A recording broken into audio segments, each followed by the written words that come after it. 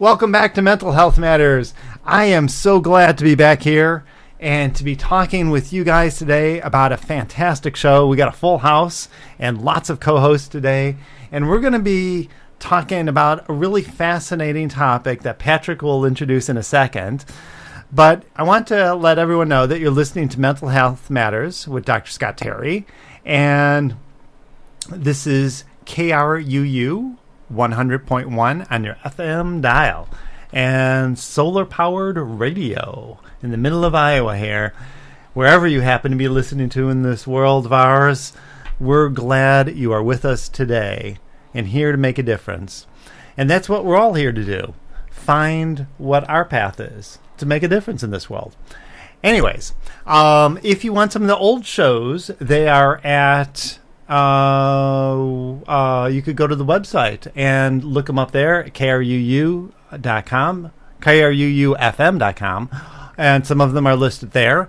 And they're also listed on our YouTube channel, Ardent Center's YouTube channel, or you could go to the Ardent Center's website. So you could go www.ardent.com. Center. Ardent is ARDENT, CENTER.com. And you could look up in the media tab, you will see YouTube and regular MP3s and however you want to listen to them. So, enough about that. I am Dr. Scott Terry, and I am a licensed marriage and family therapist, counselor, and clinical executive director. Anyways, enough about me. Patrick, tell them about you. My name is Patrick Siljestam. I'm from Sweden and moved here to Fairfield about 8 years ago. Did my education at the university, and I work there now in the accounting department. So the university is Maharishi University of Management for those that aren't here in correct. Fairfield. And it's you're still with the university doing some work with them. Yeah, I'm working in the accounting department there as the controller, so I'm in charge of it. And you write the big money. Well, sometimes I do, and it's pretty exciting. But I also have a strong passion in my life for storytelling, and I've always really enjoyed, movies and books for their story value and all other forms of storytelling as well. And so the topic of today would be storytelling, conflict resolution, and personal growth, and how all those interconnect with each other. The stories we tell ourselves, the stories we're told by media and by our culture affect how we approach conflicts and try to resolve them, and also, utmost affect our own personal growth. Absolutely. And I think it's also interesting, and we could do a whole show just on what you do for a living, right? As a comptroller, or as a controller, one of the things that you deal with is money. Right. But money is a story. What we do with money is a story. How we create something from money is a story. But we could leave that for a different time, but you could comment on that for a second. Well, yes, when you work as a controller with accounting, you're working with the books, and everything that happens at the university that has some kind of financial transaction attached to it has to be recorded. And so there's definitely more points of data than I can ever go through, and there's a big story there. Yeah, there's a story behind every dollar. What does that mean? Money isn't just a thing. It is also a perception of reality, not necessarily always reality itself. What are we doing with that thing? Right. And anyways, I think we should have a separate show on that, but I'm really wanting to jump into this topic. And Kyle, our wonderful Kyle and Elizabeth, our famous co-hosts, are with us today. So why don't you guys chime in? Hi, I'm Kyle, and I'm an intern of Dr. Scott Terry, and I'm actually living in New York right now, and I'm going to be starting my counseling degree program in mental health counseling, so I'm excited for that. Elizabeth? Hi, I'm Elizabeth. I am currently pursuing an education. I'm in grad school for music education. Absolutely. And Elizabeth, you've also been an intern with us and have done some wonderful work. And you have a beautiful musical voice, even just saying hello. Thank you, Scott. And at some point, I think we're going to do another thing with having you guys do some singing, which would be lovely. Good. All right, so back to Patrick. Let's get back to the topic for today. So where do you want to take this, Patrick? Well, so one very common theme in any movie or almost any story is that there's a hero. And usually hero in the singular sense, that there's one person who is the main character who solves the problems of that story. Because every story has to have a conflict that then gets resolved at the end of it.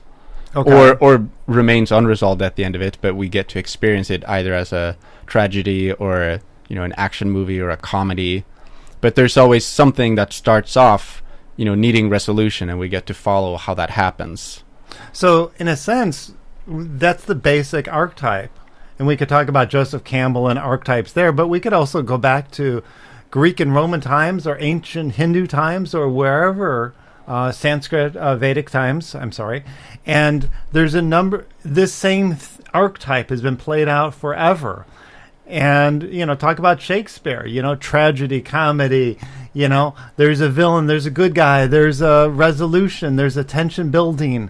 And just like in Joseph Campbell's work, The Hero with a Thousand Faces and other work, he's talking about this sense of that call to adventure and then refusal of that call and the trials and tribulations that we all go through, and then returning home with the boon, the gift of that resolution. Right.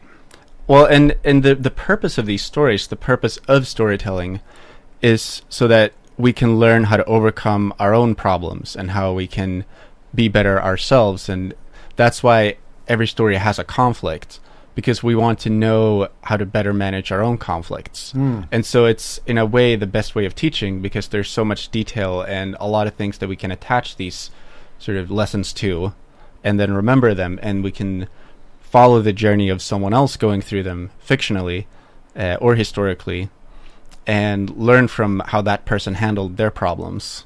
And in a sense, maybe that's why we're so attracted to these same themes. And yes, it doesn't matter if we're talking Star Wars and there's fancy flashing, CG graphics, or if we're talking an ancient Greek myth.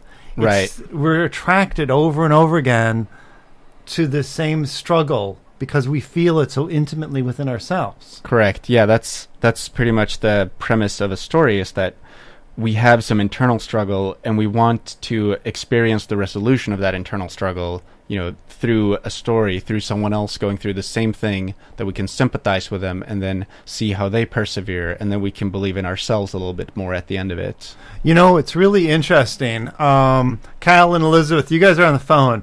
And as Patrick is saying this struggle, and he's saying the word struggle, he's actually touching his stomach, his gut, like he is going through that. He even feels it.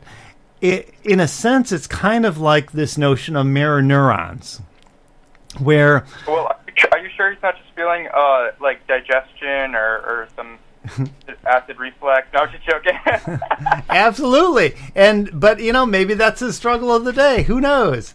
But it's like the sense of mirror neurons, of like this seeing outside ourselves what's going on inside ourselves, and we see that it's part of the thing of seeing something. Let's say we're watching something, pornography or something even that's that intense.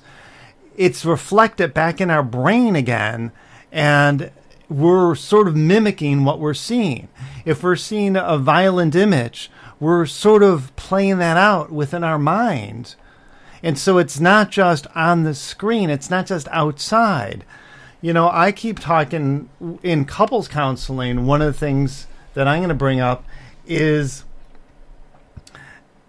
I think of as the role of therapy is the facilitation between our perceived reality and that we're so attached to, and the external one that we're working with and struggling to move through. And in a sense, we're all moving through. That's the nature of the relative and the struggles we go through. Right. Well, and you can often tell that a person will be drawn to the kind of stories that resonates with their own life. That if someone has had a lot of violent experiences in their life, they might be more drawn to a movie with violence in it because they want to know how to resolve those situations. Or maybe there isn't violence, but they're wanting more stimulation. Wanting a horror movie, even if they haven't experienced horror, they want that intensity right reflected. Well, and it could be an internal experience of being terrified of something. Yes. But it might not be an actual monster out there, but a more psychological, horror of the, Well, the monster is always within us. a lot of teenagers start liking horror movies at that age, and that's a time when you're going through a lot of internal changes. You're starting to be afraid of who am I, and what am I going to do in the world. And then watching a horror movie, you get to see someone facing, a really big threat that they can't really identify, which is, trying to identify yourself is very similar to that. Right. I think that's fascinating. Okay, so keep going. So you have this idea that we watch movies, we read books to sort of find answers to questions within ourselves, and to see an external hero in fiction go through symbolically whatever issues we have. But attached with it, there's some sort of common themes that often the hero is a loner, and so there can easily be this perception that we have to go through our struggles alone. And to an extent, that's true. But it's often harder to depict, in a story, multiple people working together on a problem and then coming to a resolution where no one person is really the hero. And it's not as appealing to the human psyche, at least not in current time. And so we often get the sense that there's one hero who's going to save the day, and that person is somewhat alone in their power. Patrick, what do you think of The Breakfast Club?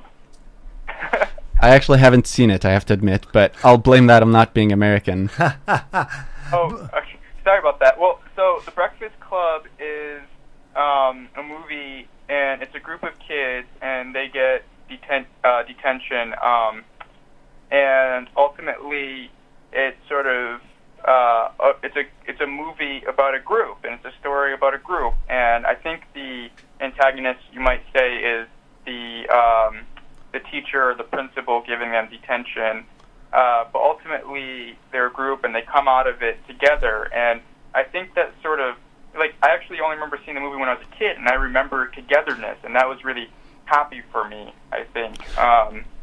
So yeah, you're right. There's like Batman, where you have the hero and he's a loner, and then you have some movies where togetherness. Maybe that's one reason why the Beatles, are so amazing. You don't have this like one guy or one girl or one gender binaries. You have this collaborative group, the Beatles. Right. Well, and I think The Breakfast Club, even though I haven't seen it, I've heard about it, and it's a great example of creating a movie that connects a lot more dots, and you're not just following the hero's journey, the sort of archetypical storyline. And I think that's harder to do, but when it's done well, it can really be celebrated and remembered better than just a generic hero journey. Well, even the hero journey, though, could be a group hero, right, as opposed to an individual. And we often think of it as Batman. But even in Batman, there is Robin, there is the Butler, there is the antagonist, the Joker, and all the other people. Right. And if you didn't, and essentially they're part of the same yin-yang. They're part of that same coin. Who is Batman without the Joker or the evil? Right. I forgot all the Riddler, the Joker, the Penguin. I don't remember them all. Right. Well, I think it's important that we, when we watch a movie like that, or when we hear a story like that, that we also think about, am I identifying that I have to be the hero and there has to be a problem? Because I think that can also be a mentality that we have a hard time just being at rest and enjoying life for the good things that are there. And there can be this hero complex that we constantly have to save someone, that we constantly have to fight darkness and fight evil. And so if we feel like we have to be a hero, and who's Batman without Joker? Well, if we don't have a Joker in our lives or a villain in our lives, then we make one up and we try to find, someone has to be the villain, because otherwise I can't be the hero. Yeah, absolutely. And so we talk about this notion of dialectic, thesis, antithesis, and synthesis. Right. Right? And the thesis is who I am. The pre-thesis is what led me to my reality. The thesis is this is my experience of who I identify myself as today. My antithesis is what I'm struggling with, and that could be that demon inside Batman himself, but it also could be the Joker or the Riddler or whomever, or just the reality of, in a sense, that conflict, the internal and the external conflict, are the same with him. I'm a rich guy who doesn't need to be working, doesn't need to be doing this, but I'm here driven to make a difference in this world. Right. So that conflict within him is also outside. That brooding darkness is also something that he's fighting outside himself. Right. Well, and that's where I think the artistic challenge is to create a story that portrays, the internal struggle externally, but doesn't oversimplify it. Because a lot of sort of blockbuster movies oversimplifies this conflict, that there's the hero, there's the bad guy, the hero has to overcome, and then the bad guy will die at the end. Right. And it doesn't take as much artistic skill to create such a story. Whereas if you want to have the villain redeem themselves or show human qualities so that they can't be completely villainized, it takes more skill. And I think stories like that are more worth making part of our lives, where we get to see that the Joker is not just an evil person, he's a human being. And I think that's one of the greatness, one of the great things about Batman is that he doesn't want to kill any of his adversaries. He doesn't even use guns. He just wants to help them. And even with the Joker, his ultimate goal is to cure the Joker of his insanity. By the way, you're listening to KRUU 100.1 on your FM dial. We're talking today to Patrick, Kyle, and Elizabeth on some fascinating topics of really, well, how would you say it, Patrick? How would you restate it? Storytelling, conflict resolution, and personal growth, and how they all interconnect. And I think we're talking about, we could see it in the movies because they're good examples, but it's the same thing that all of us, I think, are struggling with every day. Right. And so, by the way, you're listening to Mental Health Matters, and when we do this, we're talking, I want you to hear that we're actually talking to you, wherever you are listening to this, and to think for yourself, what is my journey? What am I creating out of what I'm hearing every day and making a difference in my life? And so it's not just we're giving you another story to listen to. The story's you, and what will you create from your life today? I saw a fascinating movie Friday night on Netflix. I think it was called The Railway Man, and it was this gentleman who was obsessed with trains, and his struggle is ultimately he's recovering from really bad post-traumatic stress disorder, PTSD, from World War II, with being tortured by the Japanese.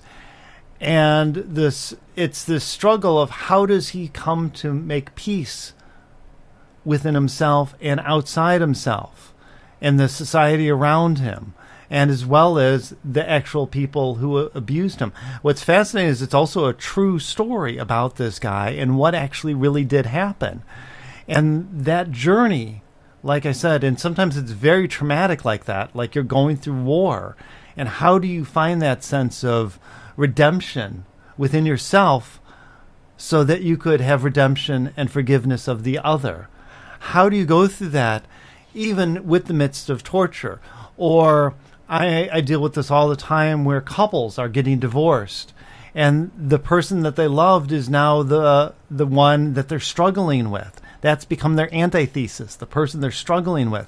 How do they come back to a sense of synthesis and compassion and togetherness so that they can move on and create a new thesis, a new reality, a new truth for themselves?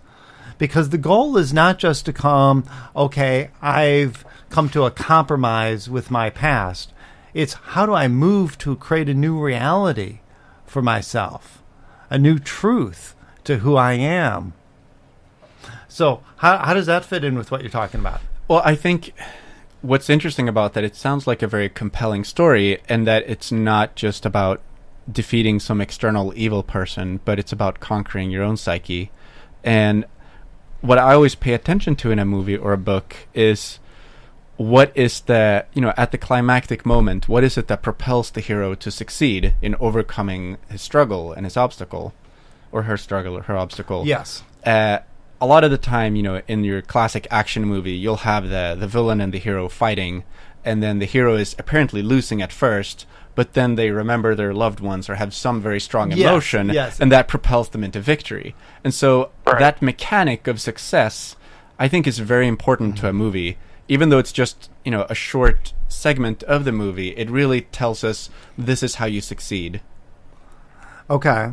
So, Kyle and Elizabeth, what are you hearing when you're hearing all this? So, I think it's really cool. So, one thing I'm really taking from Patrick is that we have these stories, and the stories are usually there's a villain. And a lot of times that villain can be a person, or it could be, like in a horror movie, something that we haven't seen, something we don't quite know what the villain is. We're just being sort of harassed, maybe by a ghost or something. And that could actually even be sort of symbolize ourselves, because we could be really scared of ourselves. We don't quite know ourselves, and so that can be really scary. I'm also hearing that Patrick would prefer maybe stories where the bad guy isn't just defeated, where the bad guy has they give some origin. So the last Star Wars movie, actually, spoiler alert, maybe, I don't know, the bad guy, he's actually very emotional. And one thing that Elizabeth and I were talking about, where we liked how the bad guy in the new Star Wars movie is actually more emotional, and you see him, the emotions turning, and he's becoming a bad guy, and so it's really interesting what direction maybe the new Star Wars plot will go. Will they go in the direction where he becomes a bad guy like they've done with all the other Star Wars movies? Will it be just like every other Star Wars movie, or will he turn bad or turn good? Or it doesn't really matter. I think for me, what I'm hearing from Patrick is, what about a story where the bad guy isn't defeated? The story is the bad guy turns good in a believable way. So in Batman, instead of the Joker, instead of Batman defeating the Joker by defeating him, the Batman defeats the Joker by helping the Joker heal and become sane. So the Joker's insane because the Joker, I think, he fell into some gas or something. There was a neurochemistry shift, and he became the Joker. And so the Batman could help him regain his sanity. Batman has access to so much money. He could, do research and find, some sort of cure or something, and he could help him that way. So it's like, I want to defeat the Joker by healing him. Is that sort of what you've been trying to express a little bit, Patrick? Or yeah, that's definitely. I'd love to hear your own experiences with these sort of stories for yourself. That's definitely, to me, the kind of stories I'm looking for is where it's more complex and there's not just a simple defeat. But I think the key word you used there is believable, because if you just have sort of a flowery story where you have some bad person who then, out of the blue turns out to, become good, we don't really believe it, and we don't really learn anything of how to handle situations like that. Or how we can all grow. Again, I think what's fascinating here is this notion of choice. Choice to me is a huge element in our growth, because everything is trial and error and how we grow, and we learn through failure. And if we don't learn from that failure, if we just get trapped in that failure, we attach ourselves to what we perceive of reality, because there is no reality. There's what we perceive reality to be.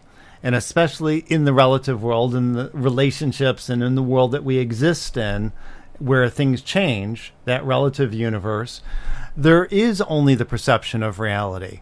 And so psychologically, people come in, I am depressed, I am anxious, I have this problem. Okay, got it. I don't deny the problem. I don't deny your perception. Right. Even if you're psychotic, I don't deny that there's bats flying around the room. The question is always that sense of choice. What will you create from the reality that you perceive? Right. And I think it's important, when you have people who are distressed and who might even identify with a villain, is to be able to tell a story where the villain gets to be a person and they get to also interact more with the hero, with the audience, show more of themselves, to not be one-dimensional.